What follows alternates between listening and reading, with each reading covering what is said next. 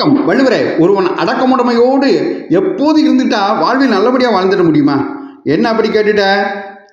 யோகக்ஷேம மகாமியகம்னு பகவான் கிருஷ்ணர் என்னையே சிந்தித்து உலக கடமைகளை செய்கிறவனின் சுக துக்கங்களை நான் கவனித்துக் கொள்கிறேன்னு பகவத்கீதையில் உறுதிமொழி கொடுக்கிறார் இல்லையா?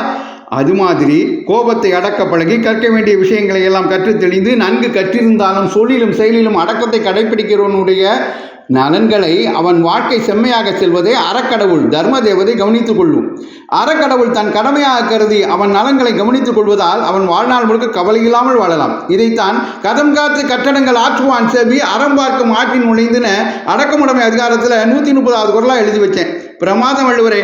கதம் காத்து கட்டடங்கள் ஆற்றுவான் செவி அறம் பார்க்கும் ஆற்றின் நுழைந்து அடக்கமுடையவனுடைய வாழ்க்கை செம்மையாக சென்று அவனுக்கு நன்மைகள் விளைவதை அறக்கடவுள் கவனித்துக் கொள்ளும்னு அருமையாக சொல்லிட்டீங்க.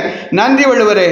இதுபோல் திருக்குறள் தெளிவாம் பகுதியை தொடர்ந்து கேட்க பாரதமணி திருநாடு சேனலை சப்ஸ்கிரைப் செய்யுங்கள். நன்றி, வணக்கம், ஜெய்ஹிந்த்.